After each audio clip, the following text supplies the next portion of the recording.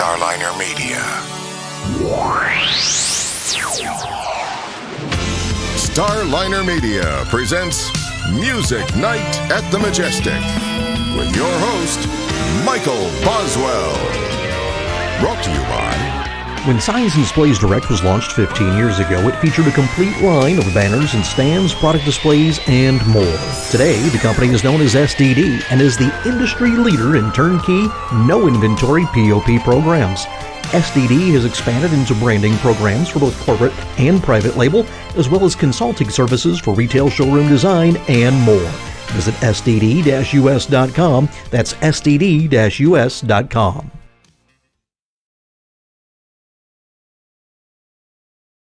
All right, it's time once again for Music Night at the Majestic, and with us tonight, JP Pennington of Exile. JP, welcome to the show. Thanks for having me, Michael. It's good to be on here. How are you today? I'm doing good. Well, I tell you, Exile is a band that has this incredible history, and I have to ask you, to get the conversation going here. Even in your wildest dreams, you couldn't have had an idea back in '63, that first gig you guys played, that 58 years later, you'd be doing a video stream show talking about all your hits. No. Back then, man, we were just a bunch of fresh-faced high school kids, and we decided to form a little band, sort of as a way to make a little bit of money and meet some girls on the weekend. That really didn't work out, but but we sure had a lot of fun. And one thing led to another, and it just sort of morphed into a few years down the road as a way we thought we could hopefully make a decent living out of. And all these years later, we're still here, man. You can't run us off. Yeah. Well, tell you what, it was just a couple of years after you guys, formed. Yeah. That you were part of Dick Clark's show, the traveling deal. What was that like? That was incredible. We had never really been out of Kentucky very much. And the kind of the way that came about is that an agent of his who worked in his office in L.A. Happened to be from the same area of Kentucky that we all lived and played. And we were playing this gig at a bar in a town, Richmond, Kentucky. One evening, it was around Christmas time. She was home on vacation, Christmas vacation. And she just happened to show up. I don't think she came there specifically to see us, but she just happened to show up with some friends. And she liked what she heard from us. And there was in Dick's shows, those shows were called the Dick Clark Caravan of Stars, and they were a package show with a main headliner and several single artists, who were part of the package. But she was always looking for bands to serve as an opening act and also serve as a backup band for the single acts who were on the show. And she thought that we fit the bill. And to make a long story short, she talked to Dick about us, and they hired us. And it was only a few weeks later that we went out on our first Caravan of Stars show. And we did 3 or 4 subsequent ones. Most of those shows, the headliner was Paul Revere and the Raiders. They were very hot, in those days. This was the mid to late '60s, and our job was to open the show. We did some kind of arbitrary number, like 12 minutes. We did our little rock and roll covers, And then the single acts would start coming on. People like Freddie Cannon, Brian Hyland, B.J. Thomas, and some others, who were having hits of the day. And they all did a couple of 3 songs apiece, and we were their backing band. The only rehearsal we had with them was that afternoon of the first show, and we'd all gather in a locker room, and they'd play their songs, and we'd write our little charts, and we just, a couple hours later, we, trial by fire, the show started, and there we were. And that was our first taste, really, of the big time. Low on the totem pole as we were, it still got us a lot of exposure, because those played the biggest facilities, the big arenas, and they packed them. And those shows went a long way in showing us that that we could handle the pressure, and we did very well, and we got rehired, and so that was a really, really heady time for us. Well, I would imagine when you found out that you were going to be, one of the acts on Dick Clark's Caravan of Stars, you guys had to think you'd made the big time. Oh, absolutely. I mean, we were quite full of ourselves, but the kind of the crowning glory, as it were, was the very last show we played on the last tour that we did with the Caravan of Stars, was in our hometown in Richmond, Kentucky. We played at the basketball facility there on the college campus, and it was, for us, it was the night of nights. Our hometown crowd welcomed us back with open arms, and gave us all these standing ovations, and the Raiders had us to get up and do their entire show with them, and what a night that was. I'll never forget that. Yeah. Now, did you actually get a chance to talk with Dick Clark much at all when you were doing those shows? He came in. He always came to the first day of the show to have a little pep talk with everyone. He'd gather the whole show, and all the crew, even the drivers and everybody, and we'd all get in a room, and he would just talk to us and encourage us, and he pulled us aside on that very first tour we did. He pulled us aside and gave us a welcome, and just the greatest pep talk. He's almost like a coach, that gave pep talks to his players. But he said something to us that always stuck with us, and we always tried to recognize him for this. But he said, "Never forget your audience," which I think is the most important piece of advice that we ever got from anyone. Makes sense to me. Yeah, absolutely. They're why you're there. They pay hard-earned money to see you play and buy your records, and if it weren't for them, you'd be nowhere. And you gotta respect them. You gotta respect them as such. Exactly. Now, I had read that a few years down the road, you guys, before you hit big, had spent some time practicing in an old abandoned gas station. Yeah, we did. That was Aunt Frankie's place. Aunt Frankie was I think she was the great aunt of our keyboard player.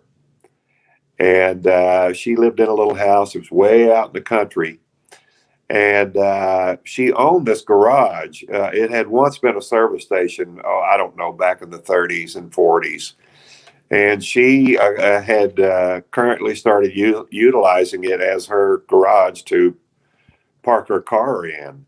And we needed a place to rehearse at the time. And our keyboard player talked Aunt Frankie into letting us use the facility as a rehearsal space. And We used that place for a long time. It must have been 10 or 12 years. As a matter of fact, that's where we first practiced and worked up "Kiss You All Over." Was in that old garage. That's a rather humble beginning for a song that was a worldwide smash. Yeah, I know. Little did we know. We thought, well, heck, this song sounds pretty good. I guess it's just, another song. We'd come off so many records of people telling us, no, we're not going to play that, and so we just trudged on with "Kiss You All Over," and look what happened. As a matter of fact, a couple of weeks ago, I was at a studio in that area, and I was doing some guitar tracks for a friend. And so I thought I'd drive over there. It was only a couple miles away, and I actually drove over there, and it's still there. Oh, wow. Yeah, I took some pictures of it and sent to all the guys, and yeah, it was a cool moment getting to sort of step back in time a little bit. Yeah, I bet. We closed the garage had one of those typical roll down garage doors that weighed about 5,000 pounds, and sometimes when we were rehearsing, Aunt Frankie would have been away, and she would drive up. And when she would drive up to the door and toot her horn, that was our cue to roll the door up and let her in. So we rolled the door up, and she had pulled about halfway in, and somebody had forgot to hold the door and let it go and turned around. And the next thing we knew, that 5,000-pound door had T-boned the top of Aunt Frankie's car. Oh, and it caved the roof in on her car down to about this far above where her head was. We thought, oh my God, we've killed Aunt Frankie. But she was cool about it. I mean, anybody that would let you rehearse in their garage has got to be a cool person. Exactly. Yeah. So we're really thankful to her. Did the band have to buy her a new Cadillac or anything? I don't know. I think we sort of gathered our funds together and help her pay for her, for her damaged car. But she was cool about it. She thought it was funny, Well, tell you what, we mentioned "Kiss You All Over." How did you guys come to work with Mike Chapman? There was a guy who was a friend of ours who was in the music business. He wasn't really a manager. He was just a good friend. And he had some connections in L.A. And he had heard that Mike Chapman had moved from London to L.A. And was looking for an American band to produce and make records with. Mike had come off a wildly successful run as globally, with some other bands who weren't necessarily American, not known here, but had globally had just so much success, and he had so many hits, and we were aware of him actually, but this guy knew somebody that knew Mike, and he managed to find Mike's address. And he sent a demo tape of ours with a few songs on it to Mike. And Mike, after Mike had decided that he liked us and wanted to meet us, he said, I picked that tape out of a stack of about 30 off my desk. Oh, and he wow. said, I thought you guys might be the one that could help me get my career started here in America and help you get yours started, So that was the way that happened. And we had a few singles deals with a few different labels of songs that Mike wrote that kind of came to naught. I think we released 4 or 5 different singles, and we had no success at radio with them. And then finally, in early 1978, Mike brought us this song, and he said, well, let's try one more. Let's try this one. And he played "Kiss You All Over" for us. He he plugged his guitar into this amp, and he also plugged a cheap little drum machine into it that had this little, one of those funny little drum machine deals. And he played the song for us in that fashion. And,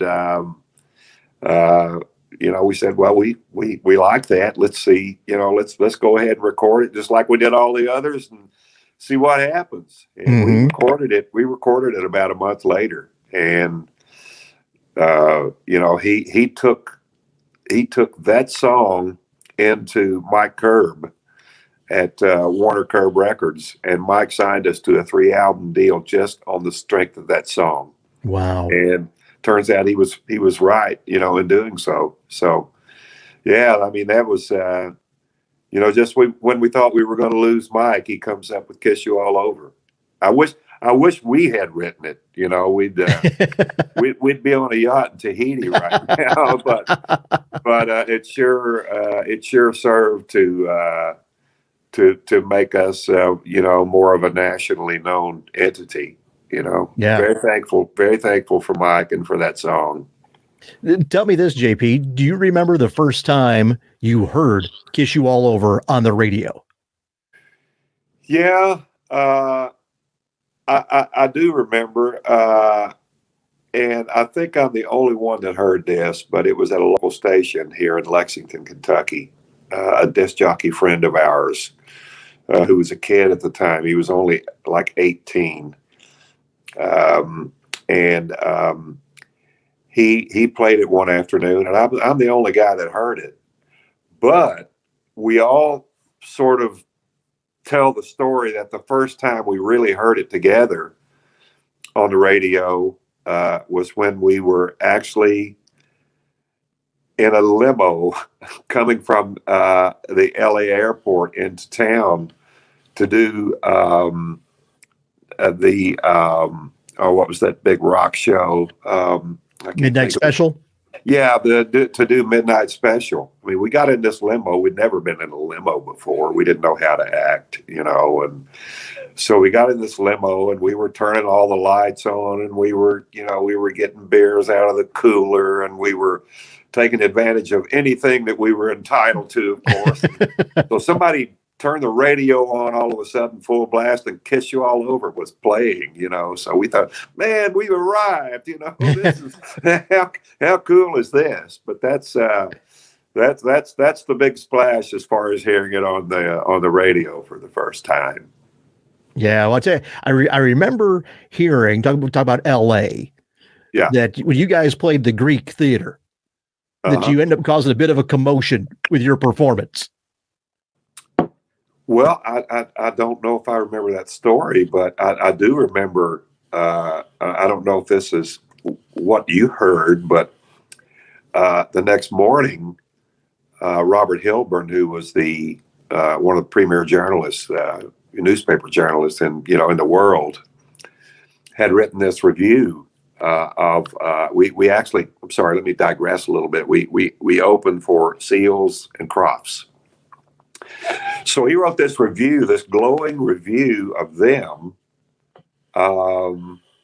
which was just paragraph after paragraph of lauding how great they were. And the only thing he said about us was this one little paragraph at the end of his story. And he said, "I only regret that I rushed through traffic to catch Exile." So that was our big music review in LA. And needless to say, we were upset, but we got over it.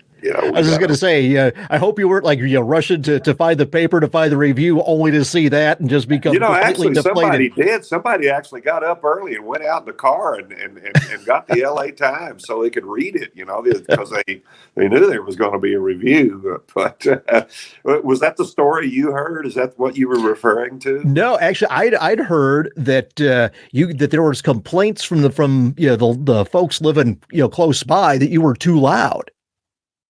Oh, I do remember something about that. Yeah. I mean, what do they expect? What do they expect living next to the Greek Theater, I mean, there were people like Aerosmith that played there, and Iron Butterfly, and whoever else. But yeah, I do remember there was a little bit of controversy about that. We tended to turn the knobs all the way up on our gear. We felt like they sounded better that way, So I guess maybe went a little too far that evening.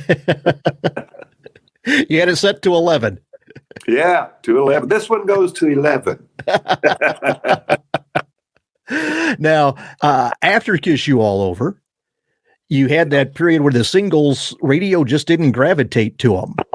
And so what was it like when you do that long haul to get there? Then you've got this worldwide smash, and then all of a sudden, radio says, well, we don't like it quite as much as we did that last one. Yeah, we had some difficulty there.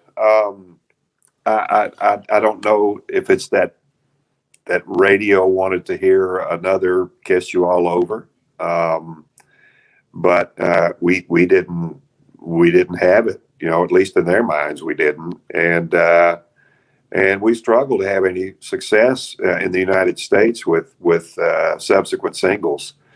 However, we were having great success globally, in other markets like England and Germany and Australia and South Africa and, a lot of countries on the European continent. So we found ourselves traveling overseas a lot. But, at the end of the day, we wanted to have continued success where we lived and worked. It only made sense to us. I mean, we had family here and we lived here. So that just never happened.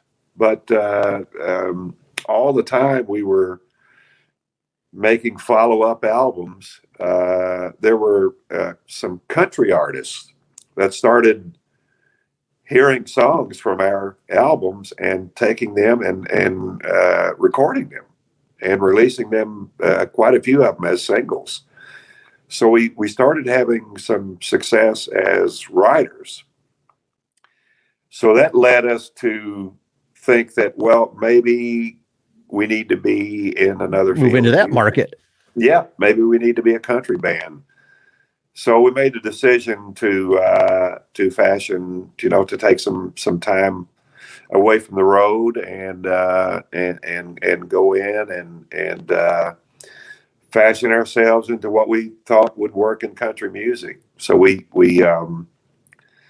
took a house gig in a little bowling alley bar as a place to play our new country stuff in front of an audience, and also to have a place to rehearse it in the afternoons. And we stayed there over a year while our management pitched us around Music Row, to different record labels.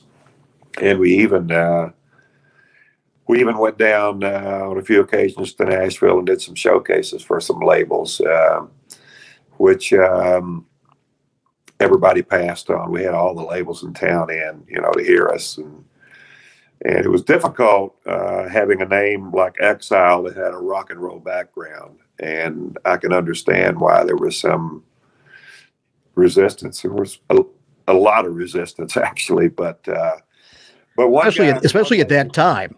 Yeah. Now a crossover thing, actually, even just a few years later, wasn't that big of a deal. No. I'd like to think that we were one of the first ones to sort of make that work, but there's this one guy that kept coming back. It was Rick Blackburn from Epic Records, and he liked us, and he thought we were different enough to be interesting, to a country audience. And finally he signed us, and we had 2 or 3 number 1 singles off our very first album, and it just went on from there and had a lot of success at country radio, and we thought, well, maybe that's where we should have been to begin with, but I think things happen, in the order they're supposed to happen. So it was it was a different way to go about it, but it worked.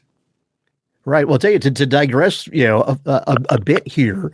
The Keeping It Country album from '80. That album, is the one that had "Take Me Down" and "Closer You Get." Mm-hmm. And one of the things that always intrigues me is how radio will gravitate to songs. When it comes through the first time, they're not that keen on it. And then the next thing you know, somebody else does it, and boom, it's the greatest thing ever. Yeah, somebody else is doing it, so it must be good, right? Exactly. So now, say that album, though, to me, that album kind of, it was what country radio became several years later.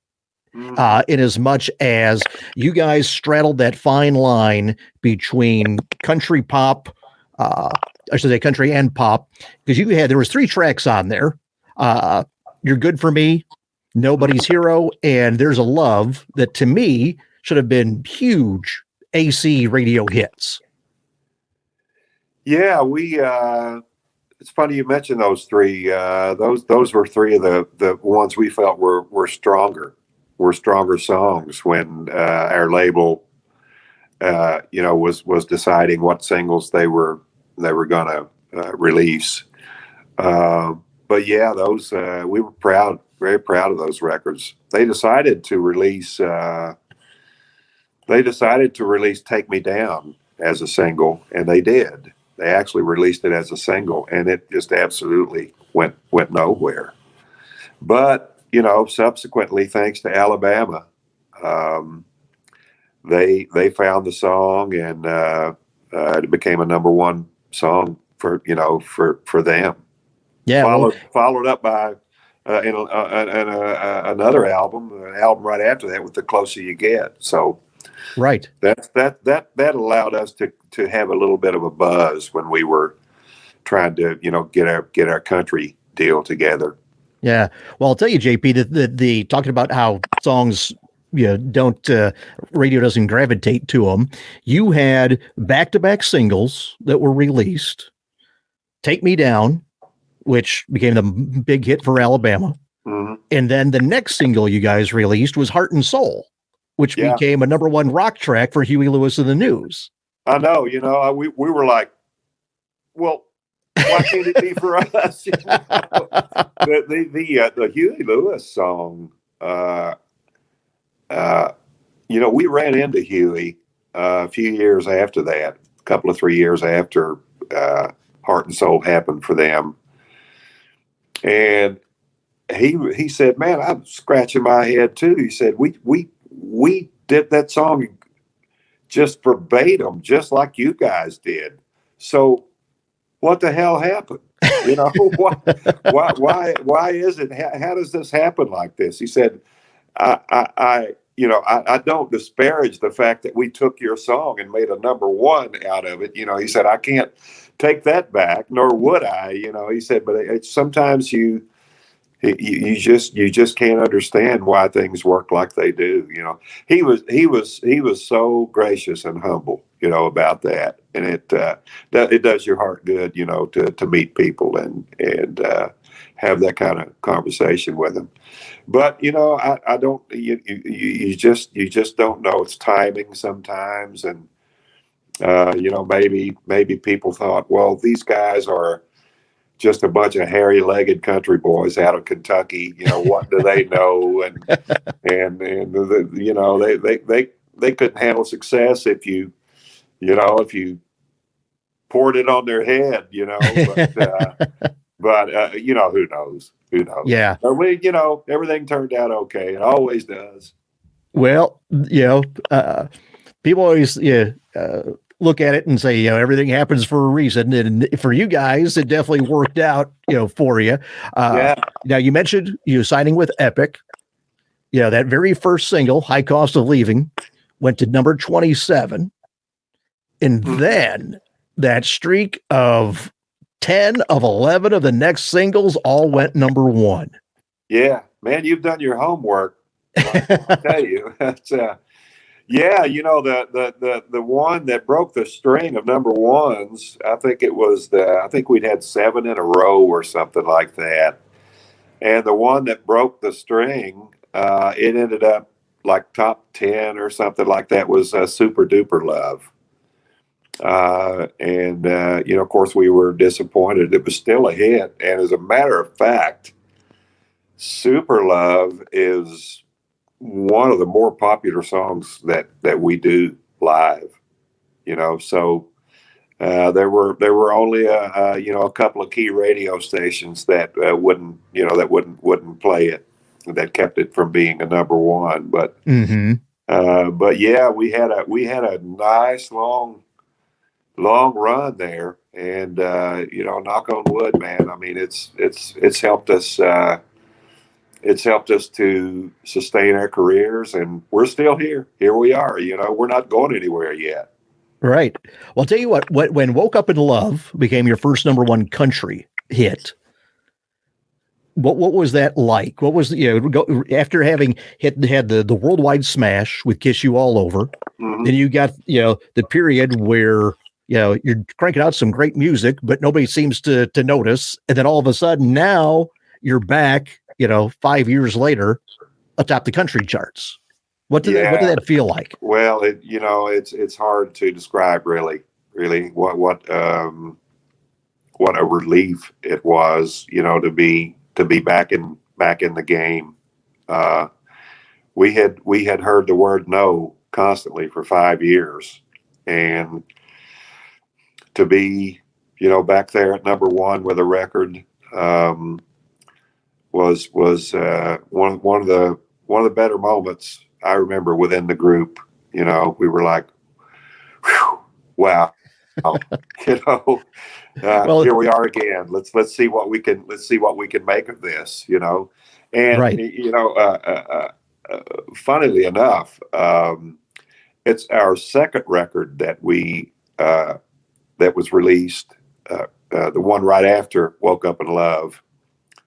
That's actually the third release, but I Don't Want to Be a Memory. We released that right after Woke Up in Love. And when it became number one, we thought, well, okay, we're not a one-hit wonder now. We're at the worst a two-hit wonder. But it told us that we had gone a long way in establishing ourselves now, with country radio, and our label recognized that, and they pitched in and really worked hard to make sure that we released the right songs, and worked hard to promote us, and we were very thankful to Epic Records for that. So we were back, and back strong.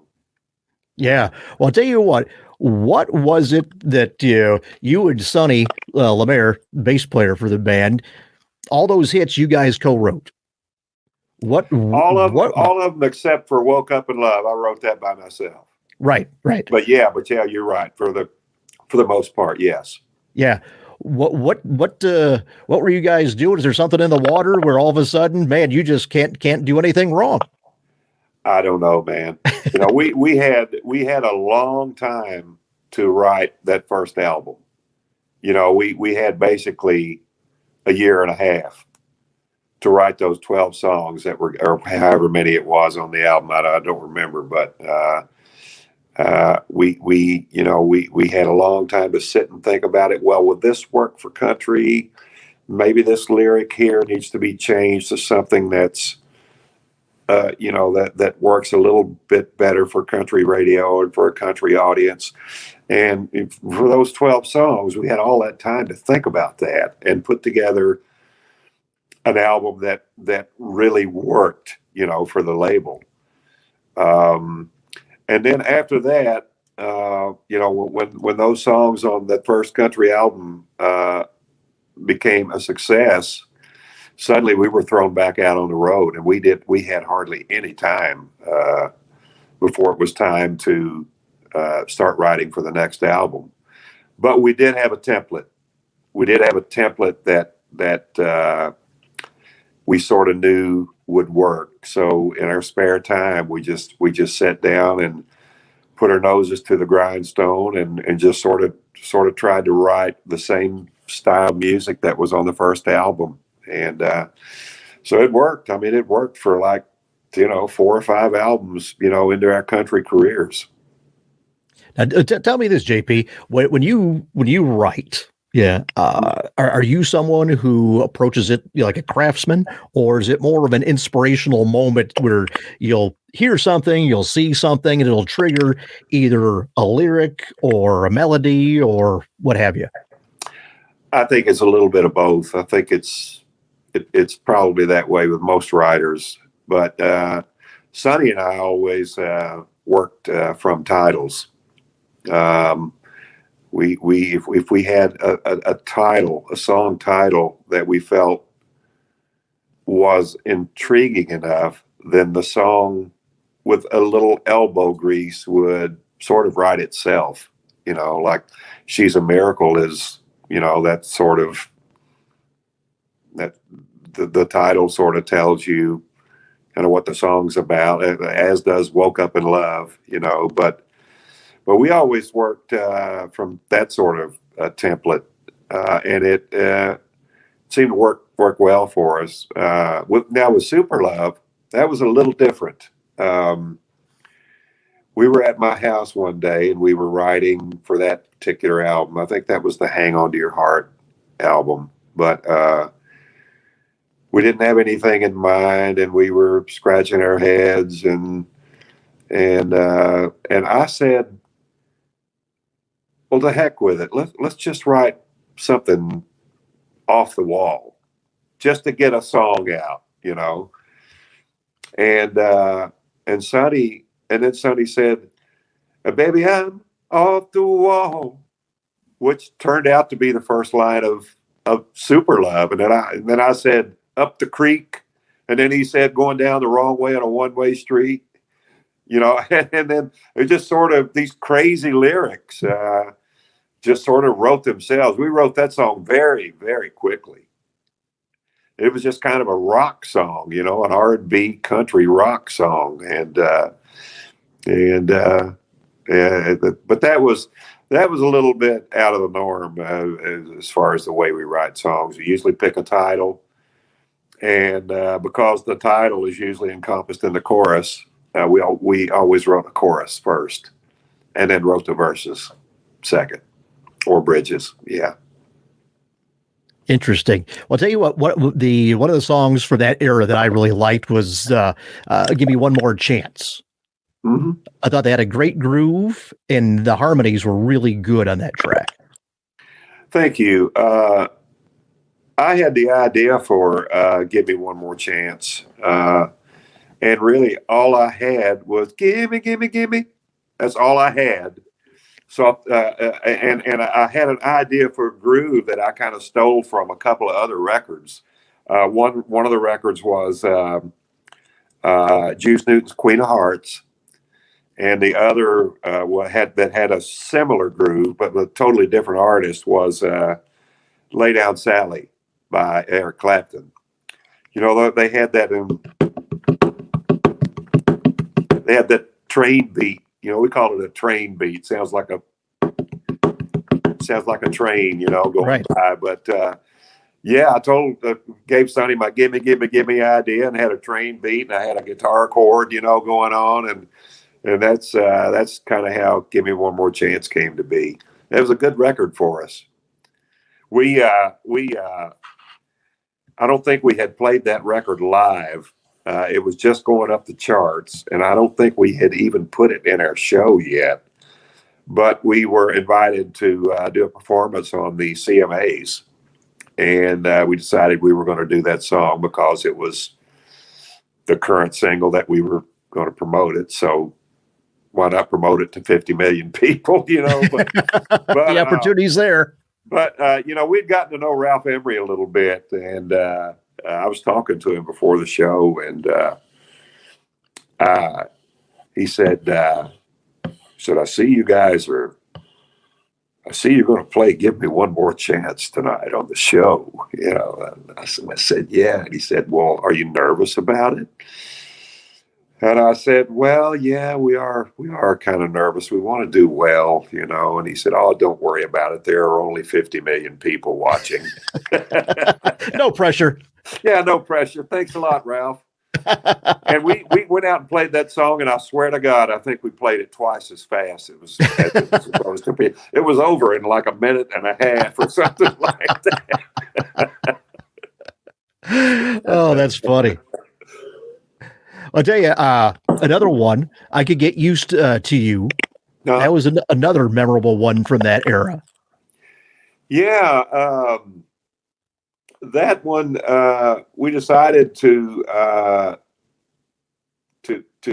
find a groove that was a little bit islandy, that had a bit of a sort of a pseudo reggae kind of feel to it, and I just started playing a few chords on there to some descending chords on it, and Sonny liked it, and I think we were listening to the radio, and we had heard somebody say, "Oh wow, I could get used to that," and we had kept the idea, in the back of our brains, and so we so in typical fashion, we wrote the chorus first. And it radio loved it. God bless them. Yeah, God bless them, man. Well, I'll tell you what, we've covered all the things that you've done. What are you guys doing now? Well, the first thing that comes to mind is a thing we're going to do tomorrow night. If I could plug this a little bit, I'd appreciate it. We're going to do a live pay-per-view show. That's going to be on the web, and it's we partnered with a company called Sessions Live, which does a lot of these shows. I think they just did one with Zach Brown, I believe. But anyway, it's a company that comes to a venue of your choosing, and they film you and record you playing live at whatever the venue may be, and they make it available online on their platform. So we're excited about that. If I could I read the link to that yeah, absolutely, so people can write it down if they're interested in seeing the show. I'm reading it here. It's Sessions Live, all lowercase, sessionslive.com/exile/tickets. And you can click on that link, and it'll lead you right to the show. The show starts at 7 p.m. Central. That's important to know, because if you're in the Eastern time zone or any other time zone, you need to know, that it's 7 Central or 8 Eastern, Right. But show's about an hour long, and you can buy several different levels of tickets. One is general admission. That just allows you to view the show. There are some other levels. I think they're called VIP levels. I'm not sure, VIP silver and gold. I don't know. But anyway, those, if you purchase those will allow you to have some Exile merch as well as the show. And then there's I think the highest level of ticket will include you in a Zoom call that we're going to have for all the people that purchase that particular VIP ticket. The Zoom call happens about 15 minutes after the show, and we Gotcha. we have it all set. We will have it all set up to take as many Zoomers as possible. So good deal. Now, will people be if they can't catch it live tomorrow? Will they be able to order it or watch it later? You know that I really don't know. You could probably find that out if you clicked on the link. All right. Well, Yeah. we'll post that link with the when the show posts. So. Yeah. Thank you, man. Hey, no problem. So, all right. Now you've also got a project going with Time Life, correct? We do. We partnered with them. They're going to release 4 of our albums. This is digital release only. It's not any physical copies. But they're going to. They have. It's been a couple of months ago now that they've started doing this. They've made our hits album available, our Live at the Franklin Theater album available, our EP People Get Ready, and one other one. Oh, the other one, the last one, is our Garage Tapes album, which is a really interesting project. It's what amounts to 2 albums. It's 30 songs. Oh, wow. And it's comprised of old demos, old work tapes, old rehearsal sessions, and tracks of that nature. I mean, it's not, you won't get any kind of grand fidelity out of any of that music, because most of it was done in the mid to late 70s. And it's songs that people have never heard for the most part before by this band. However, there are other tracks, like we have, for instance, we have a rehearsal tape that we recorded on a boom box. It was just sitting in front of the band of our rehearsal of Take Me Down. Oh, wow. Yeah. So it's just kind of off the wall stuff like that you wouldn't find anywhere else, just archival stuff. We had a song called "Keep It in the Middle of the Road" that was a nice radio hit for us. And there's a track on the Garage Tapes project that has me and Sonny performing it on an acoustic guitar, again, to a boom box, right, 5 minutes after we wrote it. Oh, wow. So it's just, there's some stuff that people, might find interesting. So those are the projects that Time Life has made available. And I'm not sure of the link. I'm sure you could just type in Time Life and you could find it easily. Yeah, we'll put a link to that too. So yeah. Make it easy for folks. Sure. All right, JP. Well, tell me this: is there anything any stone that we didn't turn over? Well, we are currently working on a new Christmas project. People wonder about Christmas projects. It's not like, okay, we're going to record this on the 1st of December and we're going to release it on the 20th of December. Well, you start in March. So we meant to release this last year, and then COVID hit, and it just put a stop to all that. But we've had a chance to have almost a year and a half to keep writing songs and keep culling out the culling in the better ones, and so we're going to release a Christmas EP. But we've started work on it. Actually, I've started work on it. And the way we do it is that I go into a studio here near my home in Kentucky and record all of the guitar tracks and a few percussion tracks. And then when I get them all done, I send those files to a studio in Nashville, because I digress. I live here and they don't. So, it's hard for us to work together sometimes because of the geography. But I send my files to a studio in Nashville. They upload those files, and then at some point we all go in and they play the drums, the bass, the acoustic guitar, the keyboards, and I just go to just to be a part of it because I've already done my parts, So that's the way we're going to make this record.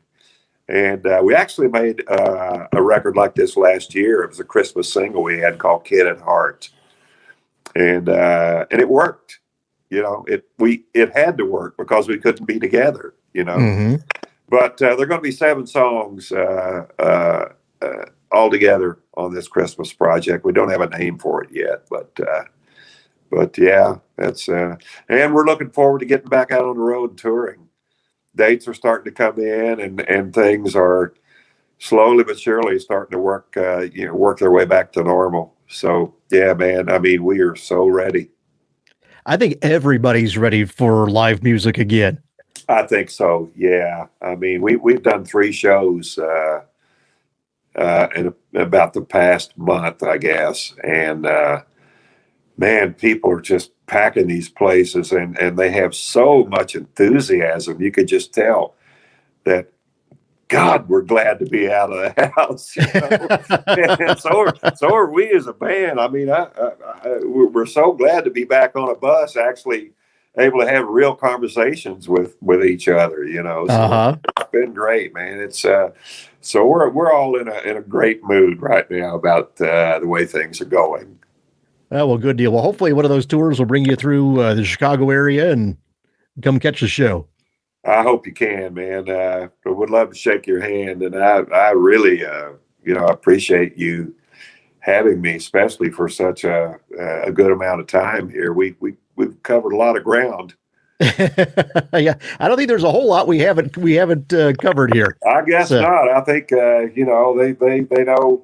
They've got to know a lot more about Exile than they did before. If they didn't, it's their own fault. So, but all you people watching out there, we can't wait to see you and play our music for you, and we hope to see you real soon. All right. Well, tell you what, JP, on that note, we'll wrap this one up here. Throughout the show, we've had Exile's websites and social media and YouTube channel and all that stuff scrolling across the bottom of the screen. We'll link to that when the show posts. In the meantime, JP, thank you so much for taking your time out of your day to join us. Such a pleasure, Michael. Thank you for having me, and thank you for being so well read. I'm impressed that that you knew almost more about the band than I do. I don't know if I go that far. Yeah, it's always a pleasure when that happens. Sure makes it a lot easier for me, and I've enjoyed being with you. Well, thank you very much. I appreciate that a lot. So okay, Pat. All right, everyone. Tell you what, thank you much for watching. JP, thanks for being here. Everybody, have a good night. Bye-bye, everybody. This has been Music Night at the Majestic with Michael Boswell.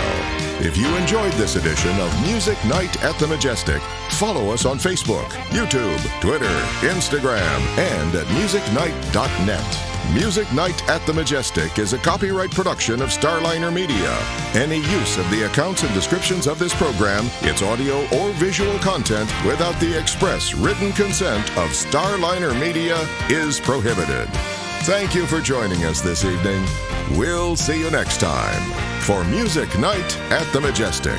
This is your announcer speaking.